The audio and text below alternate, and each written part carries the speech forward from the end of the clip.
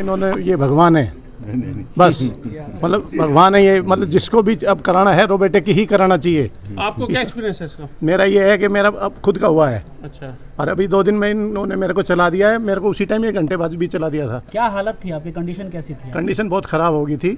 मैं इधर उधर देसी दवाइयों से इलाज कराना चाह रहा था, काफ़ी टाइम निकल गया था। उसके बाद मेरे कमर में भी प्रॉब्लम आने लगी थी, तब मैंने ये डिसीजन लिया राकेश गुप्ता जी और इनकी मेहरबानी से। आपको भी लोगों ने उपाय बताए थे कि भाई ऐसे लोगों के पास जाओ, वहाँ जाओ, हाँ मैं गया हूँ, बताए नहीं थे, मैं गया भी, हरिद्वार तक गया हूँ मैं, लेकिन मेरे को कोई फ़र्क नहीं पड़ा। अभी भी दवाइयाँ पड़ी हैं बाकी मेरे घर में। फिर मेरे को सुझाव दिया, मैं राकेश गुप्ता जी से मिला, इन्होंने भट्टाचार्य जी से मेरा ऑपरेशन कराया। और मैं इनको भगवान कहता हूँ। चलो बहुत अच्छा। अब मेरी जो ज़िंदगी के बाकी गोल हैं वो मैं पूरे कर पाऊँगा, अच्छे से हो जाए। और राकेश गुप्ता जी बढ़िया। क्या नाम है आपका? मैं गीता सचदेवा। अभी मैं 3 सेक्टर से आई हूँ, ये फरीदाबाद से। डॉक्टर साहब का खूब नाम सुना था, जैसा था स्टाफ भी बहुत बढ़िया है और बहुत केयर भी है, और इतनी जल्दी चल पड़ी यकीन खुद भी नहीं है। कभी रोबोटिक हुआ है? नहीं, वैसे किया है मैनुअल कर, हाँ, पर उसमें भी डॉक्टर साहब ने बहुत अच्छे से किया है। तो मुझे कोई आज भी पेन नहीं है, मुझे अभी भी सब ठीक है। हाँ। कब हुआ ऑपरेशन आपका? अभी मेरा आज ही अभी खुली है, वो अभी 2 दिन ही हुए हैं। परसों हुआ है शाम को, हाँ शाम को हुआ। परसों मेरा 5:15 बजे ख़त्म हुआ है, और आज मैं कल ही चल पड़ी थी। हाँ, मैं कल ही चल पड़ी थी। क्या कहना चाहेंगे डॉक्टर साहब? बहुत बढ़िया, नेचर भी बहुत बढ़िया है और वैसे काम भी बहुत बढ़िया। सचदेव है जी मेरा नाम। अमित जी, हाँ जी। अमित जी, आपने भी ऑपरेशन कराया है, उससे पहले क्या दिक्कत थी? अब रोबोट से ऑपरेशन कराया है, कितना महसूस कर रहे हैं? मेरा नई लाइफ जी रहा हूँ जी, बिल्कुल।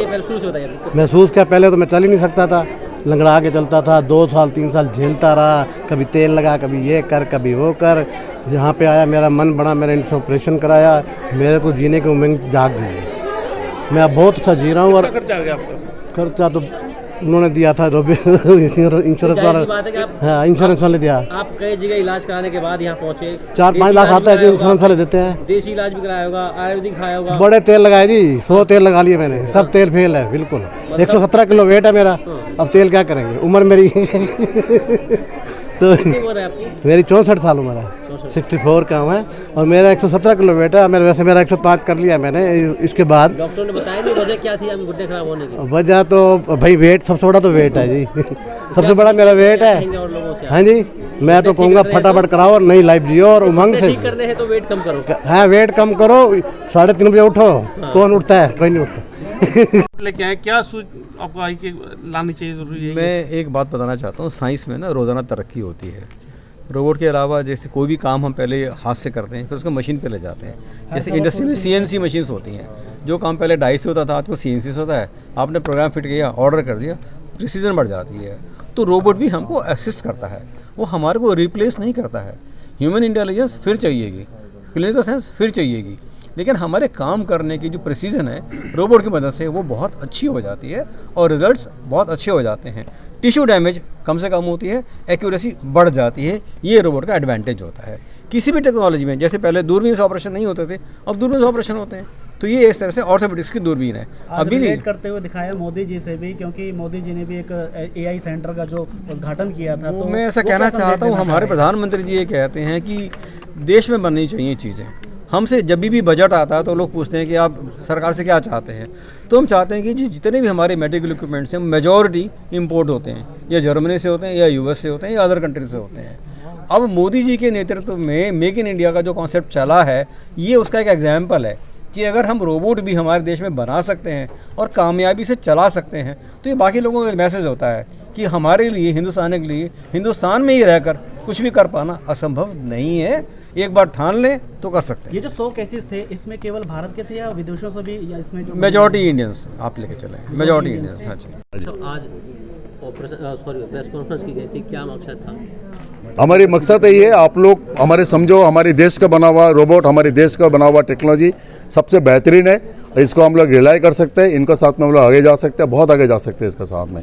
ये मेक इन इंडिया जो है, इसका आगे चल के कुछ है नहीं। हम जैसे डॉक्टर राकेश गुप्ता ने बोला, हम चाहते हैं सारे करना, पहले ज़्यादा इंपोर्ट होते थे, उनको कॉस्ट बढ़ जाता था। आज के दिन में हमारी देश का टेक्नोलॉजी है, इतना सुविधा है, हम इनसे हिंदी में बात कर सकते हैं, उनको अपनी समस्या बता सकते हैं। हमने बोला सुबह प्रॉब्लम बताता है, शाम तक प्रॉब्लम सॉल्व हो जाती है। तो ये जो टेक्नोलॉजी है, ये सारे ब्रिलियंट बंदा है, इनको मौका मिला है अभी हमारे देश के लिए काम करते हुए। ये जो रोबोट है उसके एग्जाम्पल्स है, और ये सारे मेक इन इंडिया जो बाहर को दिखाया आपको, जो जर्मन से आया था, ये लोग 10 साल 15 साल से रोबोटिक सर्जरीज करे जा रहे हैं, हम पिछले 3 साल से करे जा रहे हैं, तो हमसे कई गुना ज़्यादा एक्सपीरियंस ये लोग हैं। वो इंस्पायर होकर आपके पास आए हैं? हाँ, देखने के लिए आए जी रोबोट क्या है, इसके ऊपर जानकारी करने के लिए। रिप्लेसमेंट है क्या आखिर में, क्या देखिए ऐसा होता है, एक रिनोवेशन सर्जरीज है, जैसे हमारी उम्र का साथ साथ कार्टिलेज घिस जाते हैं, हमारी चलना कम हो जाता है। हमारे हिंदुस्तानियों के एशियंस कंट्रीज़ को घुटने जल्दी खराब होता है, क्यों? हम लोग को जो रहन सहन है, पालती मार के बैठना, उकड़े मार के बैठना, वह कम चलने का वजह से तोन बाहर निकाल जाते, चलते फिरते हम लोग कम है, इसके वजह से देखा गया ज़्यादातर 60 साल 65 साल का बाद ही ज़्यादातर को घुटने खराब होना चालू होता है। फीमेल्स को 40-45 साल के बाद ही घुटने खराब होना चालू होता है। हमें लगता है दवाई से ठीक होगा, दवाई इतना ले लेते हैं, दवाई से घुटना तो ठीक होते नहीं है, बाकी 4 बीमारी और पैदा हो जाती है। मेन वजह क्या है घुटने खराब होने की? क्या रहन सहन? वजन रहन सहन, शरीर का वजन, रहन सहन। आपको समझना चाहिए, आपको शरीर को आगे के लिए अगर अच्छी ज़िंदगी जीना चाहते हो तो आप शरीर के लिए इन्वेस्ट करो। आपको पैसा रखने की जरूरत नहीं, 4 घर का जरूरत नहीं, आप शरीर के लिए इन्वेस्ट करो। कैसे पूछो? Time time time time. आप शरीर के लिए टाइम लगाओ, ये आप लोग मैसेज दो, आपका शरीर स्वस्थ है, सब स्वस्थ। आपको करना क्या शरीर? बस एक दिन जिस दिन टाइम दोगे अपने आप दिख जाएगा। जिस दिन सुबह 4 बजे बाहर निकलोगे, ऐसे 2-4 बंदा मिल जाएगी जो पिछले 15 साल से चल रहे, बूढ़े नहीं हुआ हो, 70 साल का बंदा मिले। सिर्फ वॉक करो, वॉक करना बहुत जरूरी है। सिर्फ वॉक करो, साइकिल चलाओ, वॉक करो, बाहर आ जाओ। खाने पीने लाइफस्टाइल बदलाव, खाने पीने में खाए, संतुलित खाओ। ऐसे नहीं आपने करा जो खाना खाते हैं हम लोग, उसमें खाना कहाँ तक सही है वो आपको भी पता है, क्या आपके लिए सही नहीं है। 40 साल का बाद में आपको थोड़ा सतर्क होकर खाना खाना चाहिए। आपको साधु बनने के लिए मना कर रहे हैं, आपको साधु मत मानो। आपको ऐसे नहीं बोल रहे हैं आप समोसा खाना छोड़ दो, समोसा खा लो, लेकिन 1/4 ही खा लो, पूरा खाने की क्या जरूरत है। तो डॉक्टर जब से ये रोबोट मशीन आई है और मैनुअल भी आप ऑपरेशन करते थे, कितना समय बचने लगा है अब? देखिए मैं बताऊँ ना, मैं अपना जो जिंदगी मैंने अपना मरीज, आपने क्या बोला, पहले बोला था ना मैं 3:30 बजे उठता हूँ, 6 बजे मैं ना, बाकी मेरा अपने लिए ज़िंदगी नहीं लगा दूँ। कहने मेरे को समझ में आ गया ना, मैं हर इंसान हर काम नहीं कर सकता। मैंने कोई भी चीज़ को जो मेरा दिमाग में घूम गया, बाहर में जाता हूँ, मैंने US में गया है, उसका बगल में देखने वाला चीज़ बहुत है, लेकिन वहाँ पे गया भी नहीं। 4 दिन उस हॉस्पिटल में सुबह से काम करके वापस आ गया। तो मैं ऐसे ही इंसान हूँ। मेरे लिए ना समय इंपॉर्टेंट नहीं है, मेरे लिए आउटकम इंपॉर्टेंट है। अगर मैं कभी घड़ी देख के नहीं आता हूँ, जब मैं कितना बजे कितना समय, अगर मैं 1 घंटा भी लगता है, 2 घंटे भी लगते हैं, तो सर्जरी मेरे लिए टाइमिंग नहीं है। आप जब मैनुअल ऑपरेशन करते थे तब मरीज में कितना समय लगता था सही होने में? ऑपरेशन अभी देखिए, मैनुअल सर्जरीज करने के बाद में पेशेंट का फ़ोन कम से कम 2 बार 3 बार आते थे, लेकिन रोबोटिक सर्जरीज करने के बाद किसी पेशेंट को कभी फ़ोन नहीं आता। ये फ़र्क है, मतलब दे आर वेरी कम्फर्टेबल, बहुत कम्फर्टेबल। हाँ, बहुत अच्छा। नहीं, हमने तो ऐसे भी रोबोट का 5000 सर्जरीज कर चुका हूँ इस रोबोट का साथ। ये जो मेक इन इंडिया रोबोट है, इसका साथ में मैं एक्सपीरियंस बंदा हूँ।